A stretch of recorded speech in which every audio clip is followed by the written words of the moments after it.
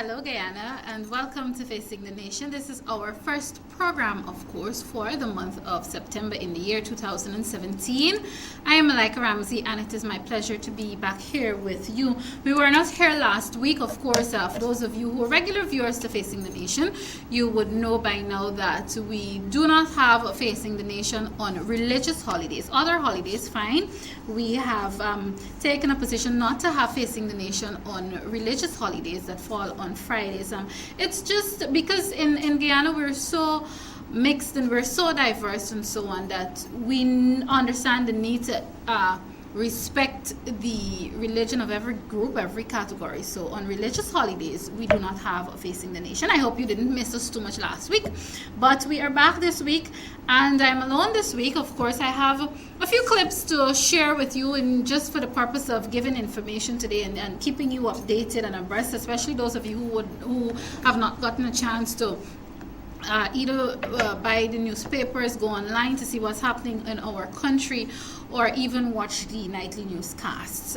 Today I have a program that is informative, information-filled program for you. And we're going to start with something that has been talked about a whole lot for this entire week. And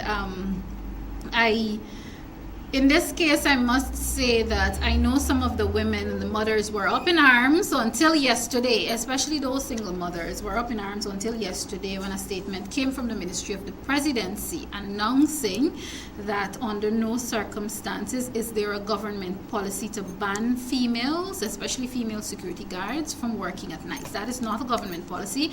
The Minister of State, Joseph Harmon, the Honorable Joseph Harmon, made that clear yesterday, and you will have, it's a very brief statement he made. It's simple, straightforward, and it's not aimed at attacking anyone who would have made a statement differing to what the minister said yesterday. So it was a very brief and a very simple statement.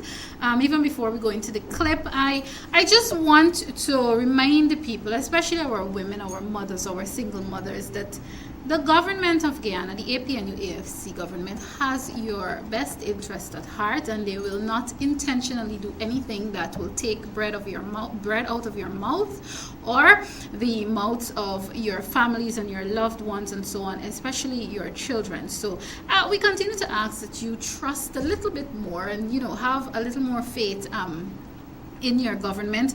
And this is not a government that believes in bulldozing its way and doing things without proper consultations. Yes, there may be a few persons who may not want to toe the line here and there, and these things happen. We're dealing with human beings, but remember, generally as a policy, the government of Guyana will not bulldoze its way when it comes to decisions, especially decisions and policies and so on that will generally affect our nation, especially affect our nation in a negative way. I just want to remind you of that. So again, no government policy to ban female security guards from working at night. Listen to the Honorable Minister of State, Joseph Harmon, as he made that brief statement yesterday, and he'll tell you exactly what it is that the government wants when it comes to all females, regardless of where you work, whether you're working day or night. So take a listen, and we'll come right back and chat some more.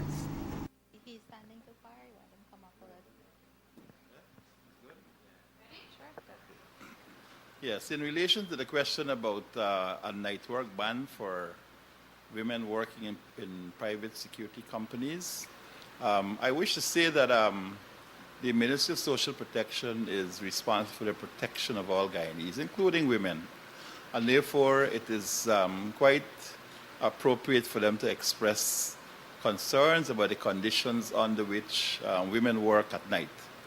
But what I want to say is that there is no policy position approved by cabinet where there is to be a ban on any females working in security services at night.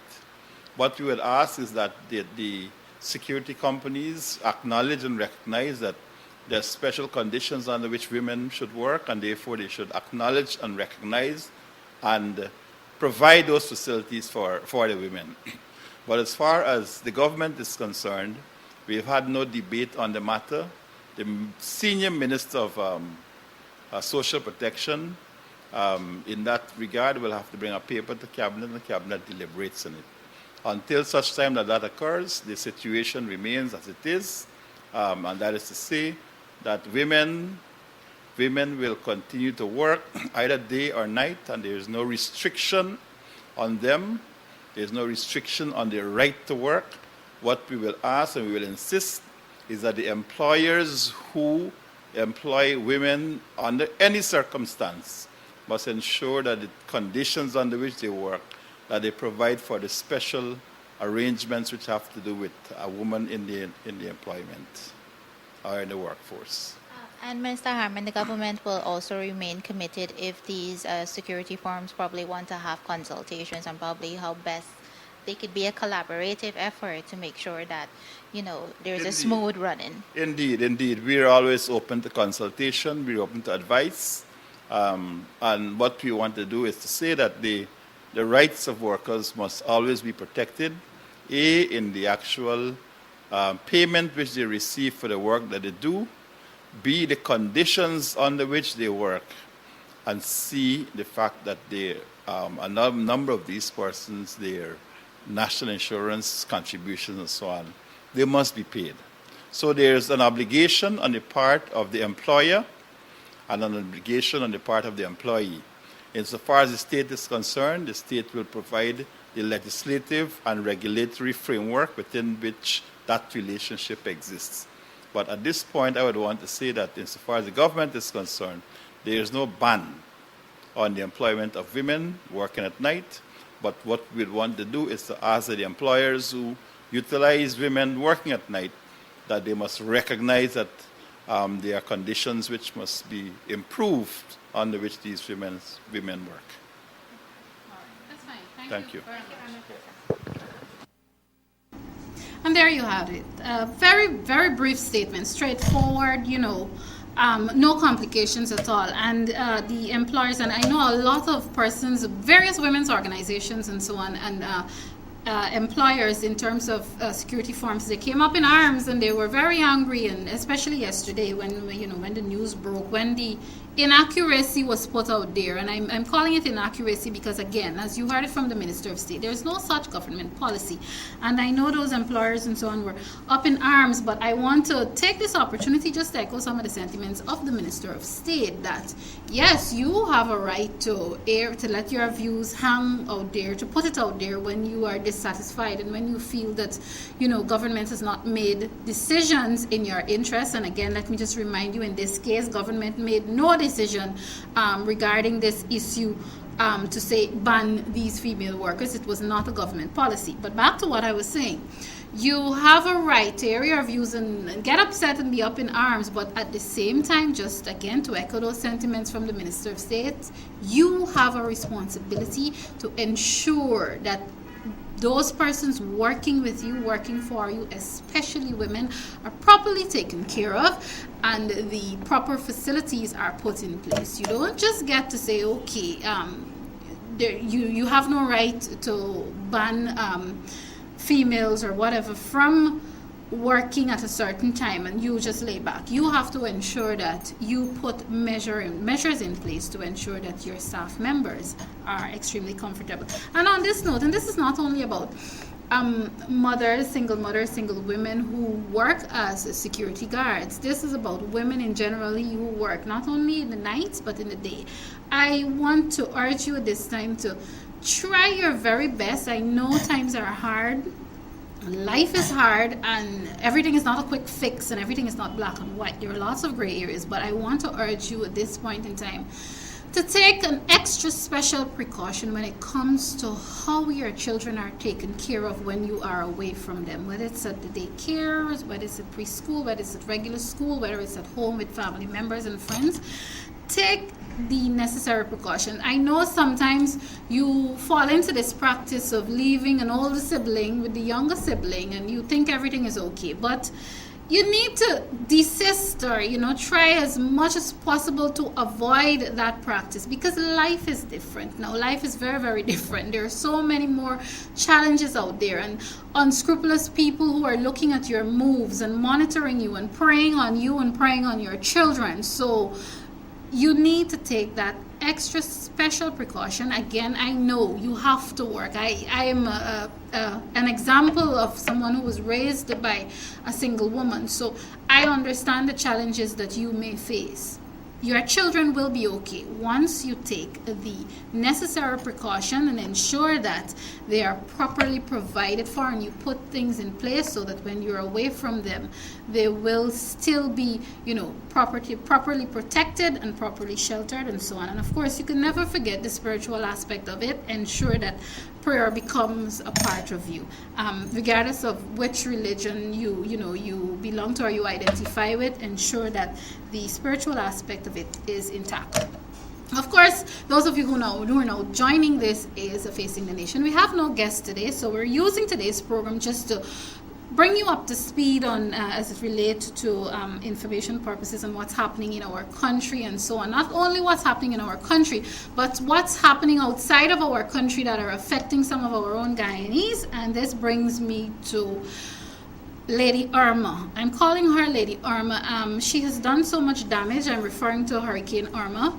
Guyana is going to play its part in contributing, and one of the ways we're contributing is through SEDEM. Of course, you'll also hear some more about what we're doing and how we plan to assist through SEDEM, and you'll hear that from the Minister of State again, Minister Harmon, who briefed the media during his post-cabinet press briefing yesterday. So you'll hear about how we're helping those persons who were displaced in the other countries, and so especially the island of Barbuda. Of course, the entire country is Antigua and Barbuda, but Barbuda was almost completely destroyed by Hurricane Irma. And my prayers and thoughts are with those persons who still have not heard from their relatives and friends who live not only in Barbuda but other countries like St. Martin and so on. Earlier today I was reading that the hurricane also battered Tortolan. So much destruction. So for those of you who are in Guyana right now and you still have not heard from your relatives and friends in those islands damaged or ravaged by Hurricane Irma, I trust that you do so soon. We will remember you in our thoughts and prayers. And again, Guyana will do whatever it possibly can to help not only our own Guyanese in those communities, but the citizens of those nations in general who need our help at this time. We like to remind you when things like this happen, especially for us here in the Caribbean region. Physically Guyana is not located in the Caribbean, but we are part of CARICOM. These are the times when we forget who's Guyanese and who's Antiguan and who's Barbadian and so on, and we try to help our sister countries because that is the only way that they can recover quickly from this, and it's through our help. Also, I know Haiti has gotten some damage. I think it's flood damage from the same Hurricane Irma. It's just unfortunate for Haiti. It is always a natural disaster that's attacking them. But again, we will do all that we can all that we possibly can to help. So now just take a look at the beginning of the post-cabinet press briefing from Minister of State, the Honorable Joseph Harmon, where he talked about how Guyana is going to help in terms of bringing relief to those countries ravaged by Hurricane Irma. This is Facing the Nation. Ladies and gentlemen of the media, welcome to the post-cabinet press briefing that covers matters which were dealt with at Cabinet at its meeting on Tuesday, the 5th of September 2017. First off, let me say on behalf of His Excellency President David Granger and the Cabinet our expression of our profound sadness and regret at the loss of life and a huge swath of destruction that has taken place as a result of one of the strongest storms ever recorded over the Atlantic Ocean, Hurricane Irma.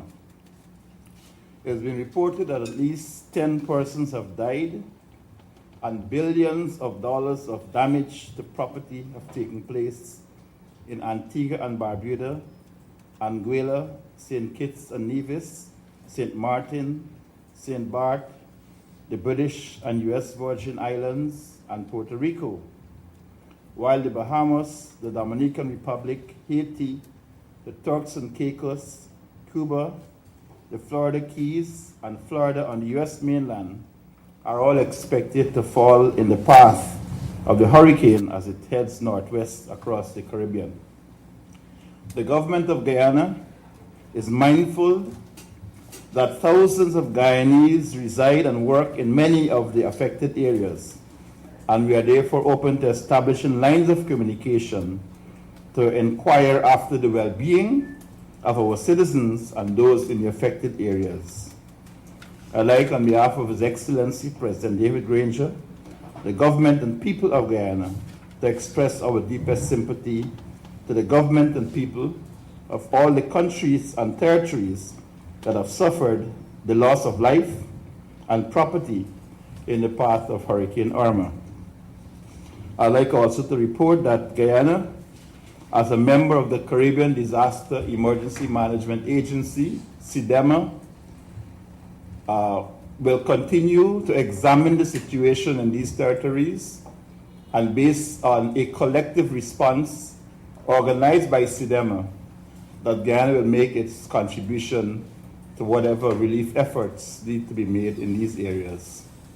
Locally, in some of our hinterland regions, particularly regions 1, 7, 8, 9, 10, and 6, there's been some effects of strong winds and rain that have caused some damage to buildings in these areas. Fortunately, there's been no loss of life, but our Civil Defense Commission, the National Emergency Monitoring Systems at the Civil Defense Commission will continue to monitor the situation and to advise government on the appropriate response which has to take place as a result of these. And therefore, our response to the Hurricane Irma and the effects of Hurricane Irma would to some extent be guided by our own response to what is happening here in Guyana to our citizens as advised by the Civil Defense Commission. The Honorable Minister of Public Health informed the Cabinet that the Pan American Health Organization and the World Health Organization had reported an outbreak of measles in the state of Bolivar in Venezuela. It's alerted member states of the risk of the outbreak occurring from imported measles cases and advised that Guyana ensures a high level of surveillance and adopt adequate vaccination measures to prevent the spread of the virus. It was also reported that Venezuelan nationals were crossing the border into Guyana, especially in Region 1, Burima, Waini, to seek medical treatment for malaria. Our last report was that there were at least 368 cases of malaria treated by our national health authorities in Region 1, and the Venezuelan citizens who had actually sought medical treatment were treated. We feel that this is part of our international humanitarian effort, and Cabinet advised the Ministry of Health to ensure that assistance is provided to all those persons, be they Venezuelans or Guyanese living in Venezuela, who report to the medical facilities for help, as this is a humanitarian issue which we are very happy to be a part of. Cabinet approved the appointment of ambassadors and high commissioners to Guyana as follows. His Excellency Mr. Narciso Rinaldo Amador Socorro as resident ambassador of the Republic of Cuba. Ambassador Socorro will succeed His Excellency Julio Cesar Gonzalez Mercante, whose tour of duty had ended. We wish Ambassador Julio Cesar Gonzalez Mercantes the best in his future endeavors, and recognize that the ambassador had been a very good friend of Guyana. Cabinet noted further the many programs of mutual assistance, bilateral and multilateral cooperation that form the basis of the excellent relations between Cuba and Guyana, and is expected that the appointment of Ambassador Socorro will strengthen those relations and provide opportunities to explore new areas of cooperation. His Excellency Mr. Ruben Raming, as the non-resident ambassador of the Commonwealth of the Bahamas, was also approved. Ambassador Raming will succeed His Excellency Ambassador Piquel Forbes, and his appointment should serve to strengthen the bonds of friendship between the two countries. Thirdly, His Excellency Mr. Neville Melvin Gortes, as the non-resident ambassador of the Republic of Namibia. Ambassador Gortes will be resident in New York, United States of America, and his appointment will provide Guyana with the opportunity to pursue enhanced cooperation with Namibia. Fourthly, His Excellency Mr. David Solomonia, as the non-resident ambassador of Georgia. Ambassador Solomonia will be resident in Brasilia, Brazil, and his appointment will provide opportunities to further explore collaboration between Georgia and Guyana. Fifthly, His Excellency the Most Reverend Fortunas Wanchuku, the titular Archbishop of Aquitava, as the Apostolic Nuncio of the Holy See, that is to say, the Vatican.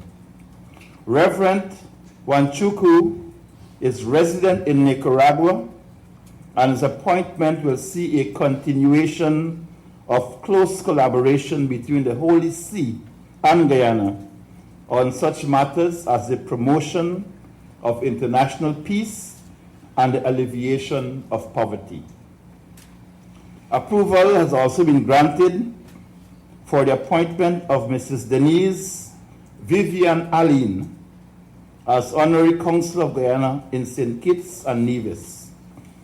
The appointment of Mrs. Aline as an attorney in the Eastern Caribbean Supreme Court will provide much needed consular services to the sizable Guyanese population in St. Kitts and Nevis that were lacking since 2015, when the previous honorary consul demitted office. Cabinet has approved the attendance at the 29th Pan American Sanitary Conference of the Pan American Health Organization, the 69th session of the Regional Committee of the World Health Organization for the Americas, to be held in Washington, D.C., United States of America, from September 25th to the 29th. The conference will consider proposed amendments for the PAHO Strategic Plan of 2014 to 2019, the PAHO Program and Budget for 2018 to 2019, and the Sustainable Health Agenda for the Americas for 2018 to 2019.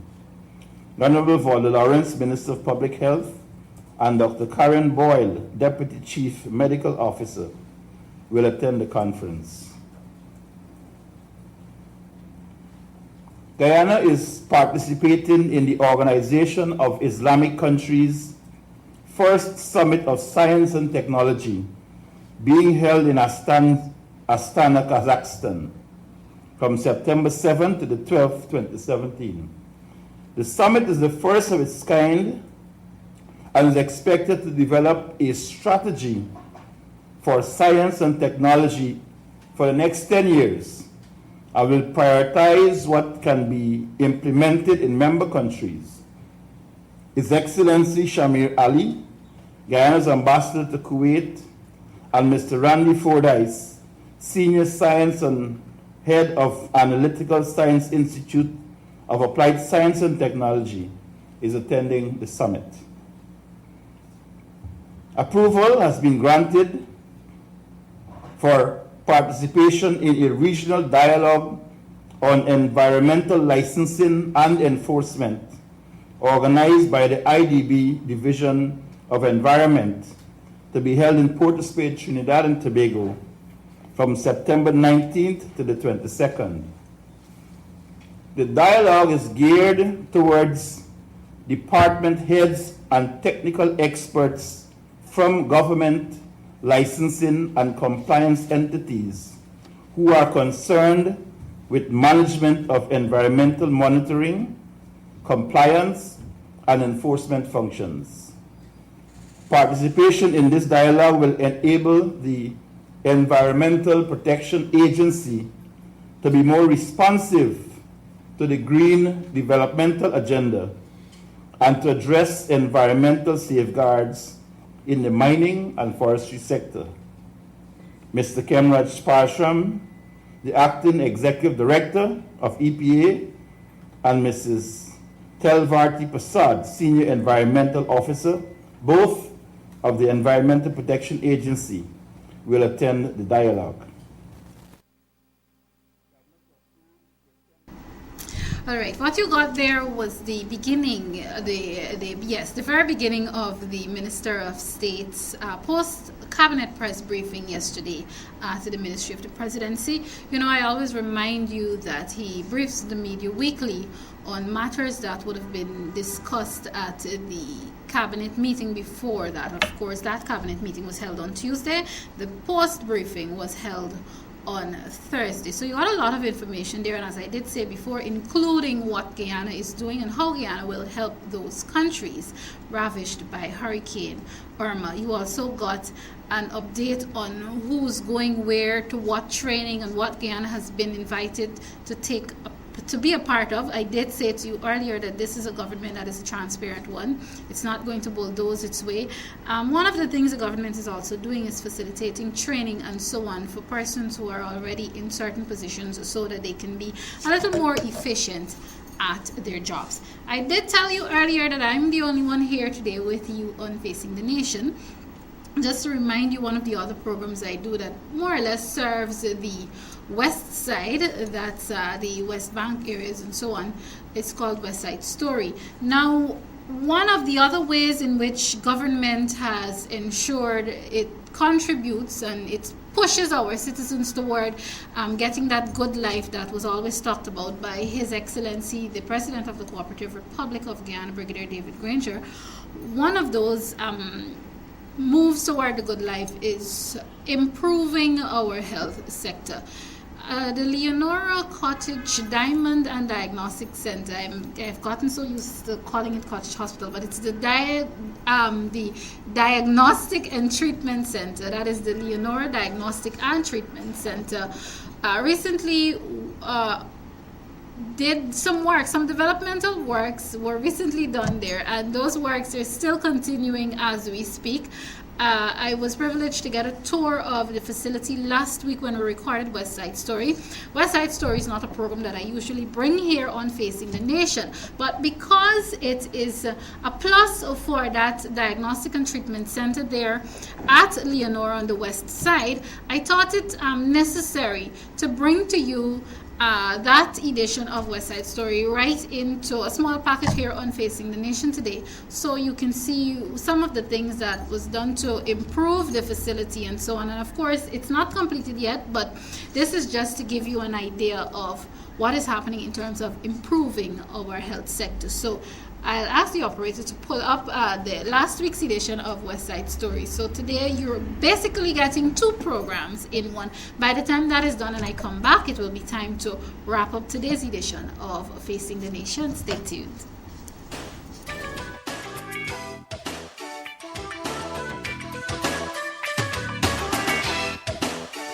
Hello again, Guyana, and welcome to another edition of West Side Story.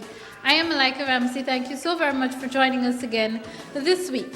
This week we begin our program at the Leonora Diagnostic and Treatment Center. Every time we're at Leonora, I like to remind you that the folks who live in this community, the citizens of this community, they say Lenora, but of course it's the Leonora Diagnostic Center right here on the west side, of course, being West Side Story. Today what we're going to be doing is taking a tour. Of course, we're beginning right here in the maternity ward. It's not yet completed, but we're taking another tour of this facility. As you can recall, weeks ago, we did a tour when the construction of the building had just begun. So today, since it's about 95% completed, we'll be taking that tour so you can get a clearer idea of what the finished product will be like. Of course, I am Malika Ramsey, and this is West Side Story. Stay with us.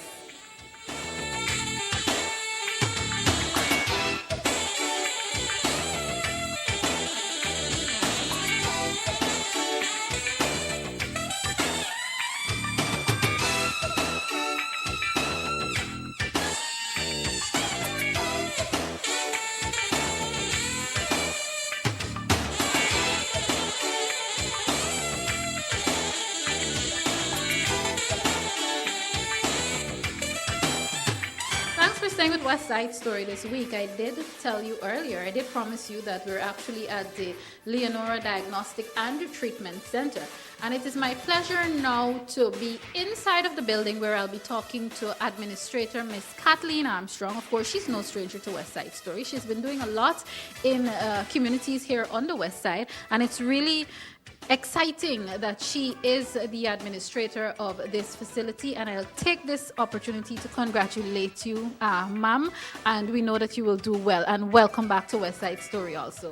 Thank you very much, Malika, and welcome to Leonora Diagnostic and Treatment Center. I don't know if this is your first time, but if it is, here we are standing at what used to be the existing structure of the maternity ward of the institution. From here, we will proceed to a special part of the hospital, a project done by Central Ministry of Health, under the present administration. And we must give kudos to the Granger government for this magnificent facility that we're about to go to. Okay, and I thank you very much for that. We were actually here. You were not, I'm not sure if installed is the correct word to use, but you were not yet installed as administrator, but we were here when they first began construction. So indeed, it's amazing to see what has been done thus far, and we're happy to be given the tour by you today. And of course, I know our cameraman will turn around because I'm seeing a whole lot of space, and Kathleen will tell me exactly what it is that we are seeing and what you're seeing on your screens right now, viewers. Well, Malika, here we are at the maternity ward. This part is the postnatal part, and on the other side we have the prenatal, where our mothers will go and get their babies. So here is here is post.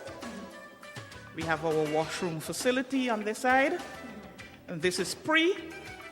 We have our washroom facility and our nursing station. And as you can see too, Malika, if you push your camera through the window, we have a new health center.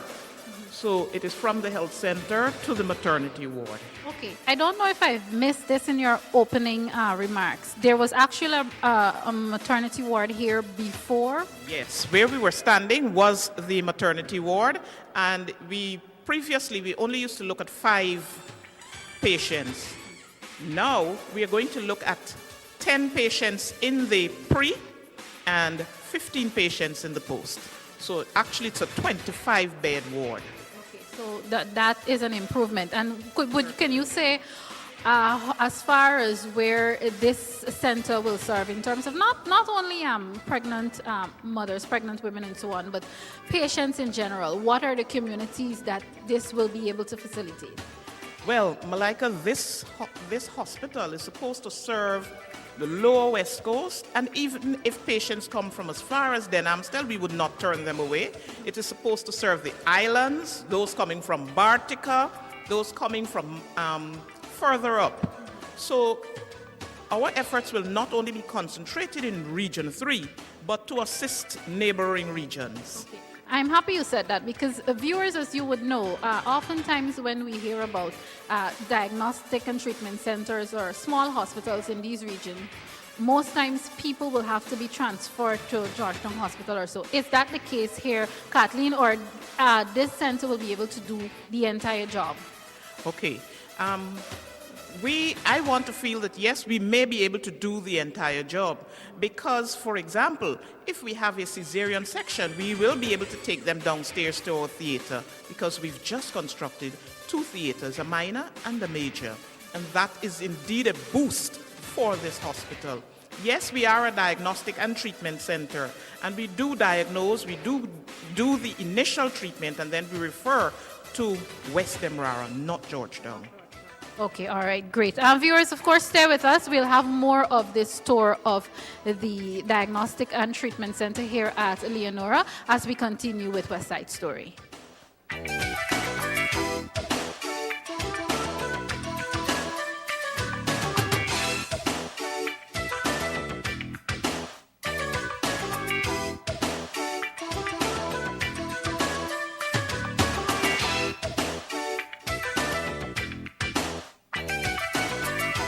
As we continue here on the tour, now Kathleen will tell us what exactly we're approaching, which room we're approaching.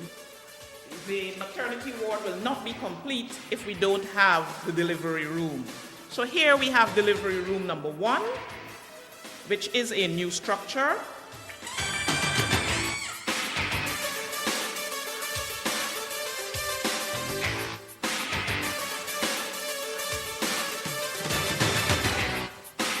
Okay, do we have another delivery room? Yes, we have delivery room number 2, and this used to be the delivery room, but now we have 2, and we are so very grateful.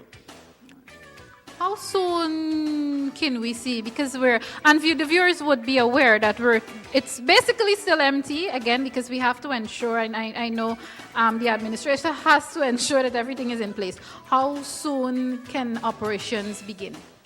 Well, we're hoping that operations can begin as early as probably November, December, just for the buildings to be furnished. And of course, we are depending on Central Ministry and the help of the region to do so.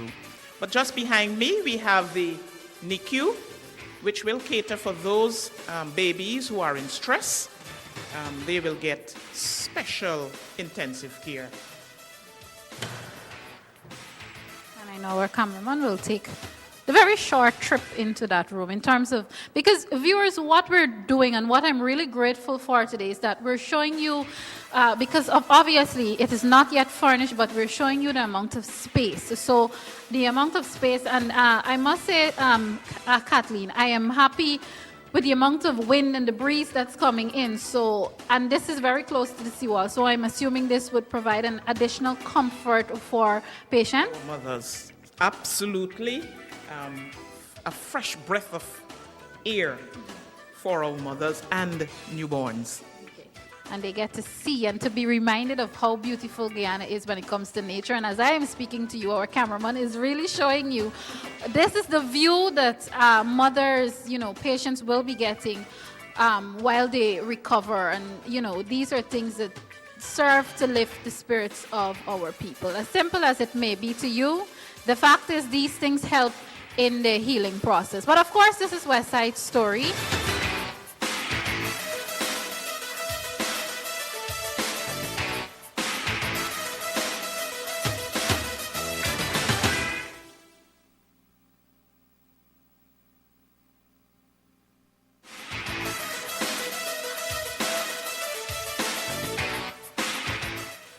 Well, Malika, here we are being led into the theater. So a pregnant woman who has to do a cesarean will come down, will be wheeled down this ramp right into the preparation area for the theater. Did this exist before? This sort of thing exist in the facility before? No, we never had a ramp. And of course, this is a whole new addition, a whole new structure that we have put in. New indeed, because I can smell the fresh paint. All right. Here we're going into the theater section.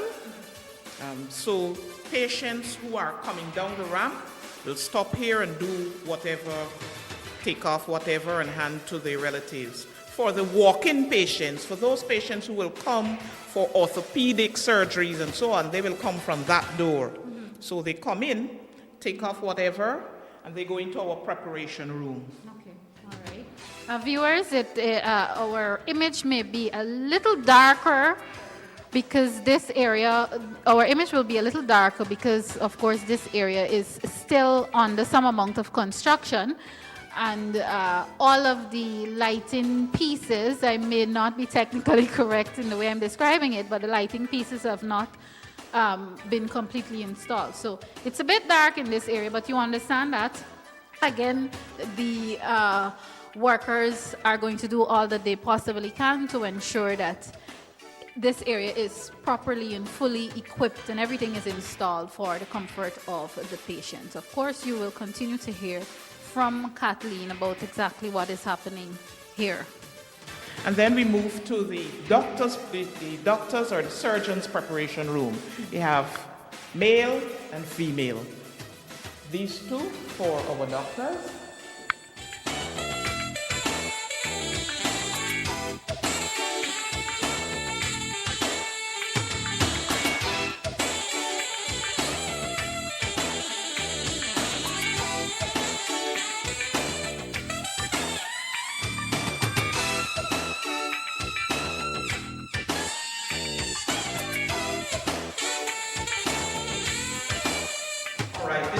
Surgery area. The first door there is the minor theater.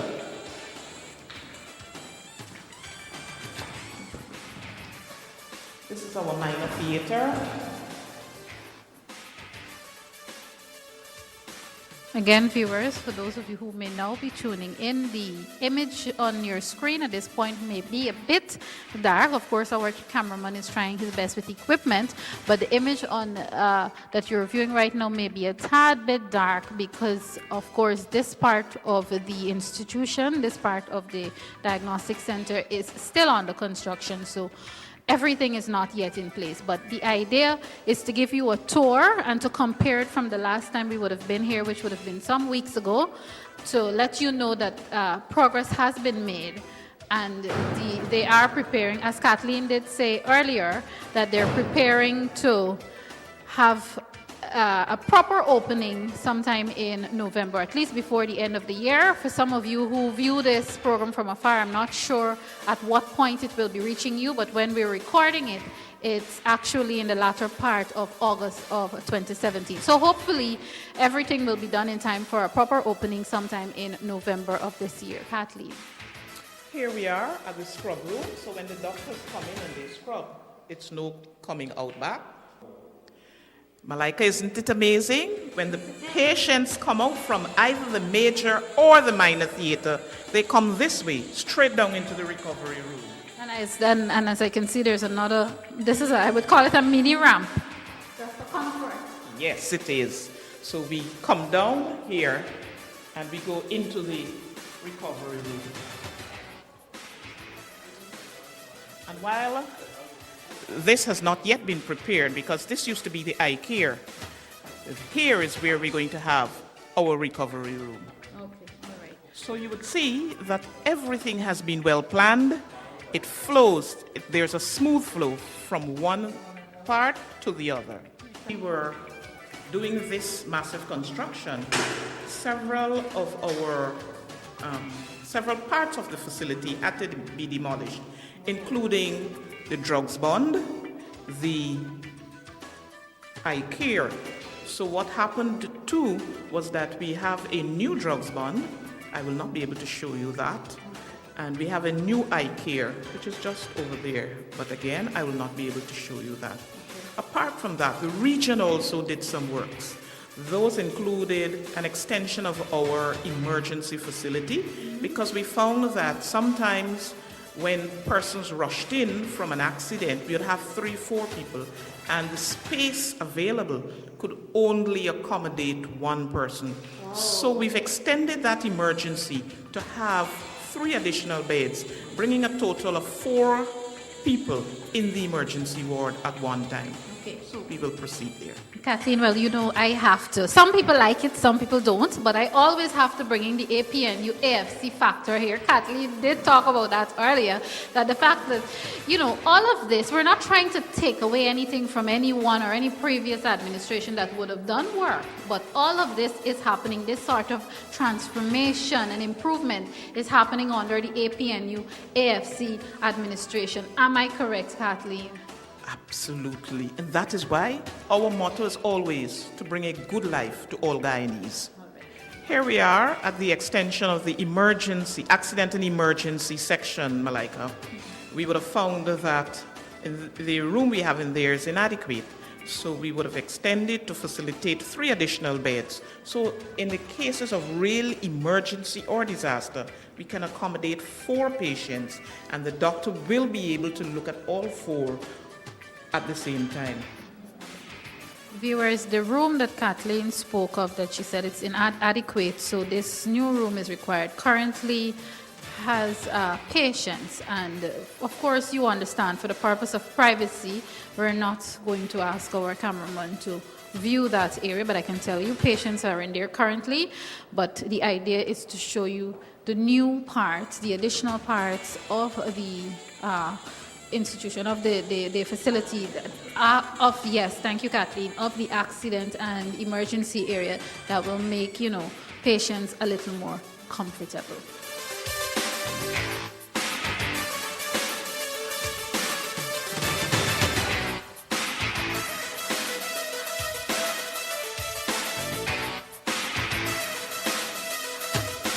Kathleen is saying, of course, you can understand, viewers, that some of our recordings in this particular edition of West Side Story is very informal because of the movement and so on. But Kathleen has just indicated that it's actually completed. It's just for the beds to be in place.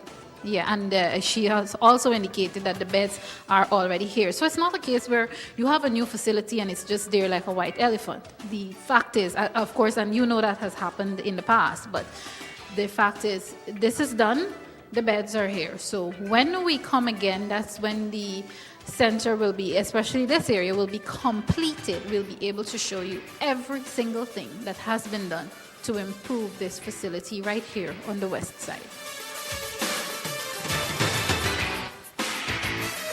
Here we are at the X-ray department with the X-ray technician, who's Cuban, and we will proceed inwards, where we'll show you some additions that have been done to facilitate the new processor that we just installed. What we have here, what is going to facilitate and so on. Okay, this is the room dark, right? The dark room, sorry, the dark room. Now I installed the new machine, the processor, for the work here. This machine is what we call the processor, and it will process the films after the X-rays have been taken on the table or by the portable machine. So this X-ray we didn't have for quite a long time. We recently got it, and we recently built this structure called the dark room to facilitate the processor.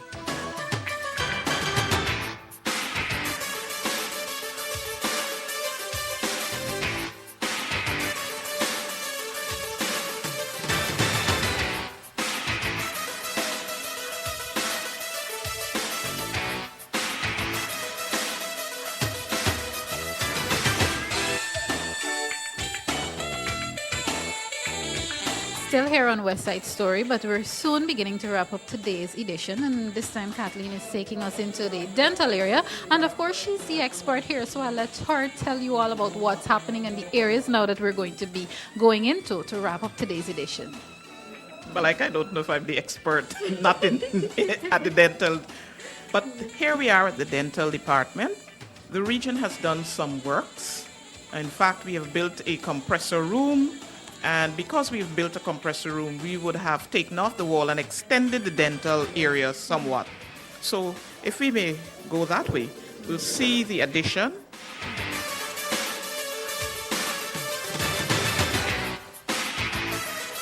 So this entire piece? Yes, this used to be part of the compressor room. Because we would have taken that away, there is some additional space in the dental area.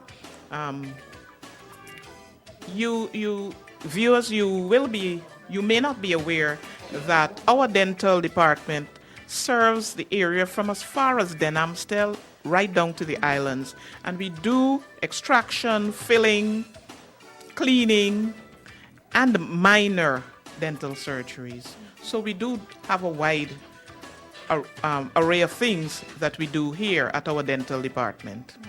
And of course, viewers, as Kathleen is talking to you, you can see our cameraman is picking up the image of a patient now. And this is an actual patient who is getting some work done. But as always, the idea is to protect the privacy of persons as much as we possibly can. So what we're going to do, we're going to follow Kathleen out into the other area. And she'll also tell you exactly what is happening into the area that we're now approaching. Kathleen, talk to me. What's happening outside now? And this looks lovely. Here is what we call the compressor room. You have the key. Here is the compressor room. It has a machine that will allow air to go into our dental chair and allow our patients to be comfortable and to allow for the extraction and cleaning as well. So, dental room, compressor room. We're going to take a look at inside of the compressor that Kathleen is talking about, just so you can get an idea of what is happening. And of course, we will soon wrap up today's edition, and Kathleen will be giving you some advice on how here at the Leonora Diagnostic and Treatment Center, how they will aim and try as much as possible not only to heal the sick, but to prevent illnesses. But of course, again, I will leave that up to Kathleen. But what I can tell you now is the compressor area that Kathleen just showed you is now open, and our cameraman will facilitate you having a peek inside. I'm not sure if there's anything else Kathleen can say about what's happening in there at this point. Kathleen? Well, that is the compressor we're talking about that will supply air to the dental chair and other pieces of hand equipment that they use from time to time during extraction and cleaning. Great. Well, of course, viewers, we've had a wonderful tour of this facility. Unfortunately, this is where we have to bring the touring part of the facility to a close, but you'll hear from us in a minute or two as Kathleen will give some advice as we officially wrap up this edition of West Side Story.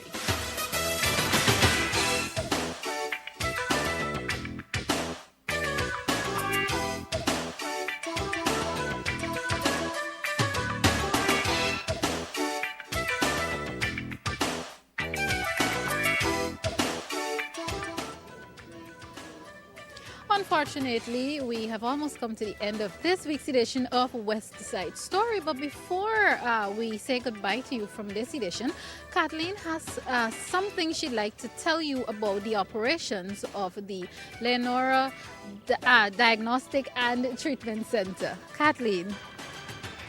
Malika, so far, our aim is to provide quality health care to all the citizens from wherever they come, whether Region 3, Region 8, whichever region. Okay. So we want to join with the Ministry of Health to ensure that all citizens get quality health.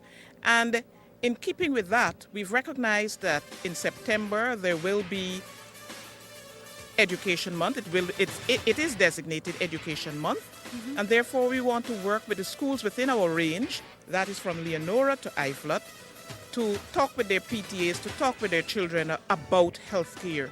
In addition to that, we've also recognized that Agricultural Month is just around the corner, actually in October. And so I've spoken with the Regional Executive Officer asking for us to do a one-day seminar with our farmers in addition to having an exhibition, as well as the environmental health officer coming to talk to our patients about meat inspection, and the use of meat. So we are not only here to take care of you when you're sick, but also to say to you how to prevent illnesses and diseases. Thank you so very much, Kathleen, and we'll certainly want to be, West Side Story will certainly want to be a part of that, and we really appreciate today's tour. Thank you so much. Great, you are welcome. Unfortunately, viewers, this is where I have to say goodbye from this week's edition of West Side Story. It has certainly been a pleasure. As always, I am Malika Ramsey. Do join me again next time. Goodbye. And you basically got two programs in one today. You got half of Facing the Nation and the other half of West Side Story. Again, that was just to give you an idea and to remind you of how government has contributed and is doing what it should be doing in terms of improving the situation in our health sector. Those of you who just joined us, what you were seeing there was West Side Story, the program that I do for Region 3, and that was a tour. I was being given a tour by Miss Kathleen Armstrong, and she is the administrator at the Leonora Diagnostic and Treatment Center, and they still have works going on. A few weeks ago when we visited the facility, they were now beginning the process, and there were so many shortcomings and so on that they've managed to fix and to improve. You heard it from her. Hopefully, because I can tell you, even as we toured the facility, there are parts of the building that there are actually patients in certain parts of the building, so it's not a total shutdown.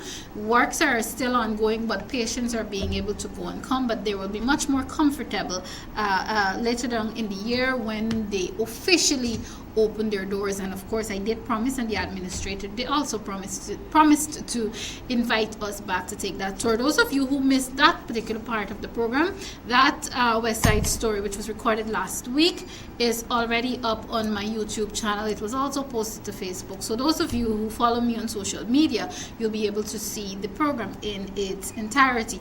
Also, the first part of the program, again, for those of you who are now tuning in, today we focused on mostly statements coming from the Minister of State, who also functions as the chief spokesperson for the government. He spoke about the fact that there is no government policy to ban female workers, especially those who work as security guards with security firms. There's no government policy to ban them from working at night. You also heard about Guyana's contribution to those islands ravaged by Hurricane Irma. We're reading too that there are a few others following. I think there's Hurricane Jose, so which means Antigua and Barbuda has also been warned. They're on hurricane watch list again. So that's Hurricane Jose, and there is Hurricane, well, I think for now that is just a tropical storm. Katia has also formed out there in the sea. So the latter part of the 2017 hurricane season is a very, very busy one. So those are the things we dealt with on today's Facing the Nation program. Unfortunately, it's time for me to wrap up today's program. As always, thank you very much for tuning in. Remember, and you heard it also in the clip, this is Education Month. So do something significant for the education sector. As the weeks go by, we'll try to get an official or two from the Ministry of Education to come and talk about plans and so on, and really and truly how the education sector has improved from Education Month 2016 to Education Month 2017. We are also in the month of our Amerindian brothers and sisters, the month that would have been dedicated to them, Amerindian Heritage Month. Our indigenous peoples are very, very important to us. I like to remind people, and recently we had a conversation in a class at the University of Guyana, and some were arguing that our Amerindian brothers and sisters are marginalized, or I should say, because I think the politically correct term, and they do prefer to be described as indigenous peoples, and some were saying that indigenous peoples are still marginalized. Others are saying no. I am neither here nor there. What I know that Guyana is what, in ordinary terms, what we call a cook-up. there are so many different ethnicities. I mean, there was a time when we were taught in school that Guyana has 6 races, but the world has changed and everything is so dynamic now that I like to say Guyana has various ethnicities, and at the end of the day, we are still one, and we must try to be that, because we also saw a situation where some were arguing, well, then there should be a whole month dedicated to Afro-Guyanese and or a whole month dedicated to Indo-Guyanese. I try not to get involved in those disagreements and arguments. At the end of the day, we're a country with various ethnicities, and it's what makes our country very unique, and it's what makes us unique as even individuals. Earlier in the program, I talked about various religions and so on, and now we're closing by talking about various ethnicities. And of course, that is my cue to wrap up today's program. I'm Malika Ramsey. Thank you so very much for joining us. Be good Guyanese citizens. Take care of yourselves. Take care of each other. And of course, join me again next week. Goodbye.